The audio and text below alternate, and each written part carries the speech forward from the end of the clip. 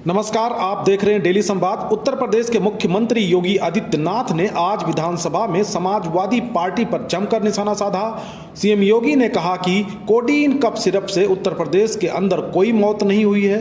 देश के अंदर दो नमूने हैं, एक दिल्ली में और एक लखनऊ में बैठते हैं।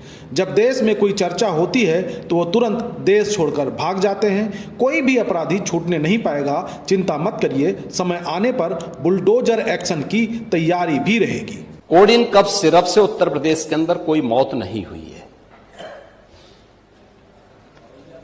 एक दूसरा, इस मामले में एनडीपीएस के अंतर्गत कार्रवाई होगी। ये उत्तर प्रदेश सरकार इस मामले को कोर्ट में जीती है, उत्तर प्रदेश ने इस मामले को लड़ा है। तीसरा, उत्तर प्रदेश में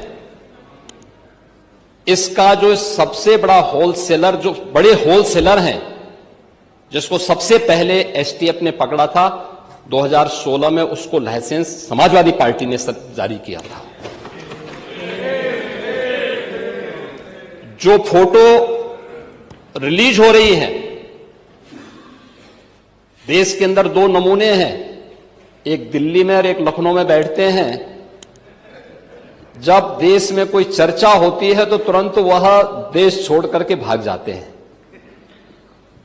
और मुझे लगता है कि यही आपके बबुआ के साथ भी हो रहा होगा। वह भी देश से फिर जाएंगे इंग्लैंड की सैर सपाटे में और आप लोग यहां चिल्लाते रहेंगे। महोदय, कोडीन कफ सिरप का मुद्दा जो इन्होंने उठाया है, मुद्दा था नकली दवाओं के सेवन के कारण होने वाली मौतों का। और उसके बारे में हमने पहले ही बताया है कि नकली दवा के कारण होने वाली मौत के प्रकरण की कोई भी बात अभी तक शासन के संज्ञान में नहीं आई है। और समय समय पर एफएसडीए विभाग इसको लेकर के छापेमारी करती है, कार्रवाई करती है।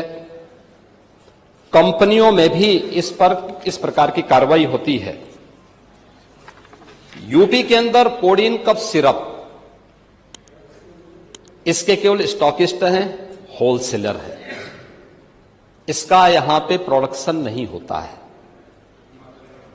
ये मध्य प्रदेश में, हिमाचल में और अन्य राज्यों में होता है। और जो मौत के प्रकरण सामने आए हैं, वे मौत के प्रकरण अन्य राज्यों में आए हैं। जिन राज्यों में आए हैं, वह जो भी प्रकरण सामने आए हैं, यह तमिलनाडु में बने हुए एक सिरप के कारण सामने आई है।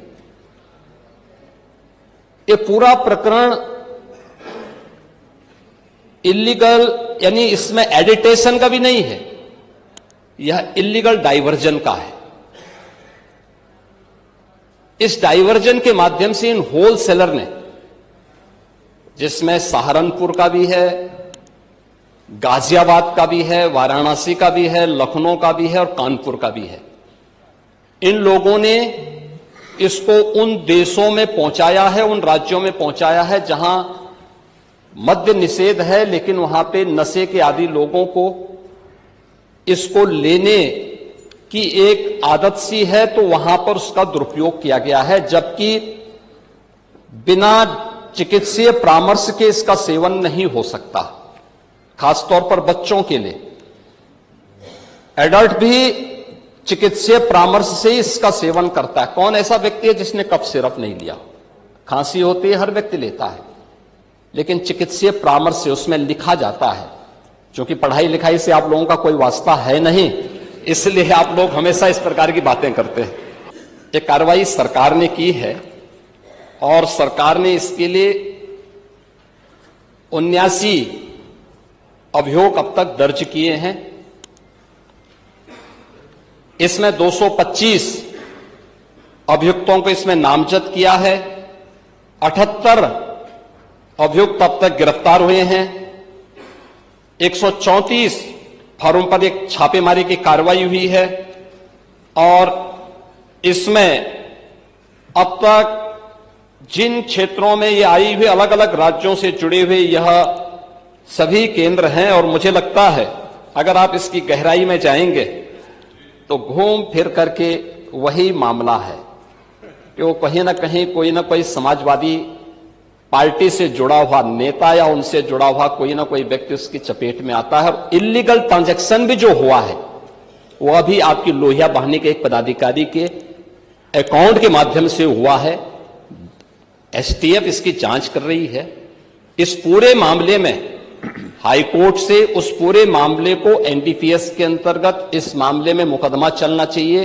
ये उत्तर प्रदेश सरकार ने इस लड़ाई को लड़ा है और उसको जीता है, और इस मामले में कोई भी अपराधी छूटने नहीं पाएगा।